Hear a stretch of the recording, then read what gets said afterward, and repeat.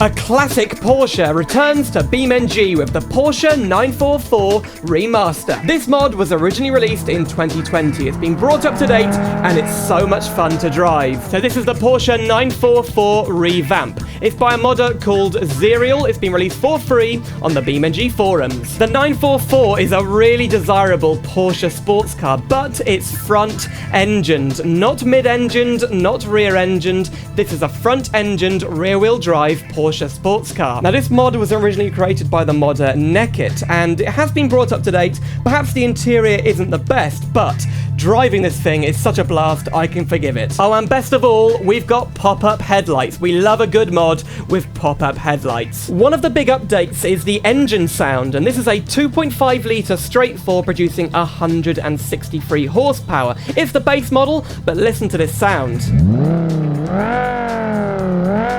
And yes, the sounds are completely new in this remaster. So, driving the Porsche 944. Now, this thing drives incredibly well. And remember, this was built between 1982 and 1991. I think both in the styling and the way this drives, it was ahead of its time. So, okay, the base model only has 163 horsepower, but whoa! Yeah, the traffic is really screwing me over today, but yeah, despite having just 163 horsepower, this thing is pretty quick. 0 to 60 is about 8 seconds, so it's pretty good, and we've got a 5-speed gearbox. The handling is very, very neutral. There's not much understeer, and you can get this thing to drift. But before we do that, let's try a crash test. Here we go. Why not into a Gavril Roma at 60 miles per hour, and ooh, the headlight has flown off.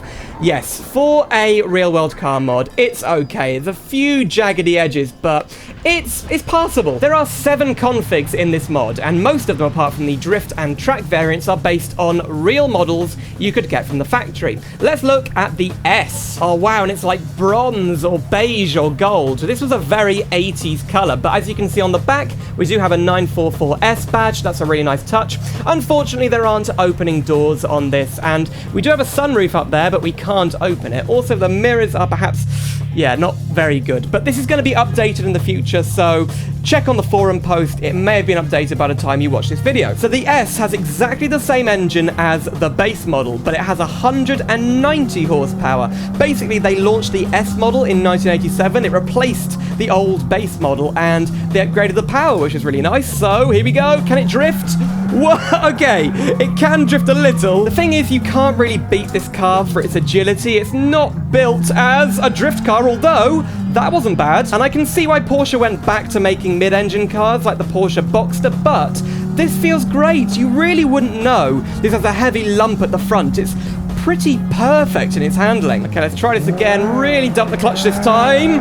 Oh, so near, but yeah. We need more power. So in 1989, Porsche introduced the S2. We've got slightly different styling, and look at these wheels. They actually look quite modern, don't they? S2 badge on the back, and now with a slightly uprated engine at 2.7 litres, we've got 211 horsepower. Now, does that make a difference? Let's drive it around these, residential streets. You know what? It does. Oh my goodness. There is a turbocharged model we'll be checking out very soon, but this, honestly, that feels like a lot more than 211 horsepower. I actually really like Porsches. I think they haven't made many, bad cars, and this is just brilliant. You can get these relatively cheap still compared to other Porsches, like classic Porsches, but a lot of them haven't been maintained very well. Do you remember that Top Gear special from like 20 years ago now when they bought cheap Porsches? Let's take it onto the highway and, oh yeah, that engine noise.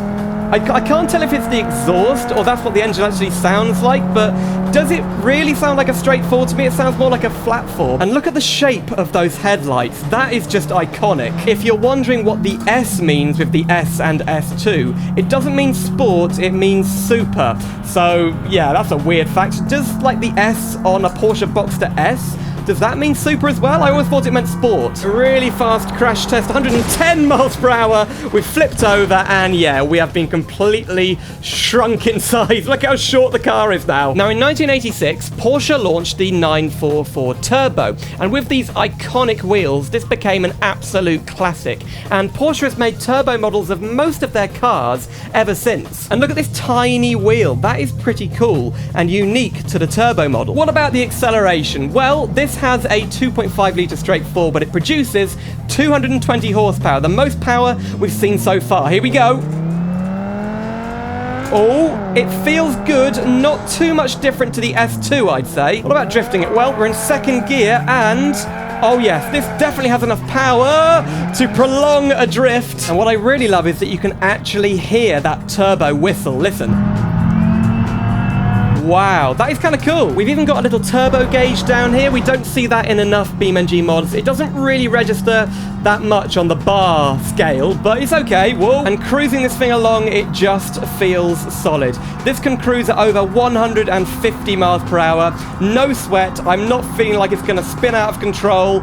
Even when I start turning the wheel, it feels very stable. Uh-oh, here we go. Oh, into a D series, and there you go.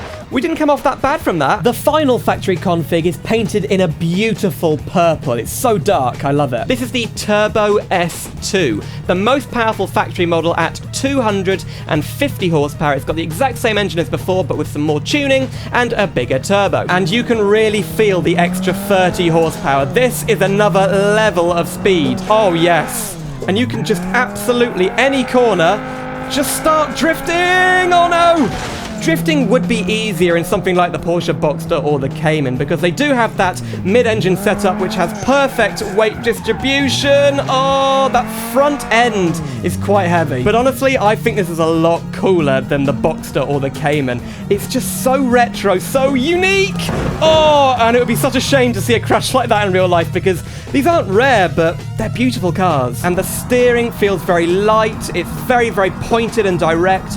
Oh, fairly good brakes. Oh, it does have anti-lock brakes, but oh, they could be a little better. And look at the size of this car. Compare it to the ETK 800, which isn't massive. It's pretty low down. It's not that big. And those wheels, they're insane. They're like a rotary telephone, aren't they? They're just insane to me. I mean, imagine trying to clean them. That would be a pretty difficult task. We've got just 2 more configs to check out, and the first one is a drift config. You can see we've got an open engine bay with a big engine brace over the top, and look at these gold wheels. Wow, we've even got a gold roll cage inside. Very nice looking steering wheel here. Let's try and drift this thing. So we have about 330 horsepower. It's got the same 2.5 litre engine, but with a massive turbo. Oh, and it revs up to 9,000 RPM. So we're going to initiate a drift here, dumping the clutch, and oh my goodness, look at the steering angle.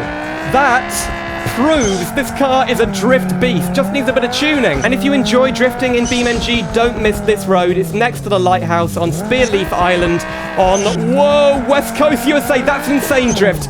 Almost held it there. But yeah, this road is brilliant for drifting. It's got a few switchback turns. I'm sure you can drift this car much better than me, but this car is still quite nice to drive when you're not drifting it. Some drift cars in BeamNG are just impossible to drive normally. Oh, stop. Oh, curb tap. Yeah, I love driving this car. Let's go over that little curb there. Oh, brilliant. Okay, we're gonna, whoa, look at the wing mirror. We're gonna check out the race config. So this is the race config designed for the track. This has 650 horsepower. And look at those wheels again. I really love the wheels that are included in this mod. I think there's 4 sets of wheels. So 650 horsepower. Does it make a difference? Well, I'd say yes, it definitely does. Oh my goodness. First corner, don't take it too fast. It doesn't feel that grippy, a little bit understeery. I think this is built more for speed. Yeah, we need some grippier tires up the front end. I've got basically no feeling through the steering. It seems to kind of slide a bit at the front. It's not even understeer, it just doesn't have enough grip. And then it still gets around the corner fine, but whoa, I need more feeling at the front. Here we go, 4th gear. We're really accelerating now. This is a very quick car. Now, do we have 5 or 6 gears? Let's see. We have got 6 gears. Great. That's extending our speed up to 165. Take it carefully over here. 170. 180. I knew that was going to happen. Brakes. Can we hold it? I think we might just recover. Oh, so near. Okay, then the classic test of any race car. How does it take on the corkscrew corner? So I'm not going to take this very fast. Slow it down a bit. 40 or 50 is usually okay. Oh, it's just so... the front, it needs more grip. Yeah, I feel like this car could be a bit better, but of course you can tune this in the BeamNG tuning menu. But that was the Porsche 944. A brilliant, brilliant mod, real-world mod of a classic car. Great to see it come back to BeamNG after a 4-year absence, basically. So check out the mod link in the description. This is free on the BeamNG forums, and let me know what you think of the mod in the comments down below. If you'd like to see another BeamNG mod review, click the video on screen right now, where I test out the Per Pack. Now that adds sporty tuned configs of the ETKs in BeamNG, and it's based on rough, so definitely appropriate, considering we've checked out a Porsche today. Thanks for watching, and I'll see you soon for some more simulator adventures.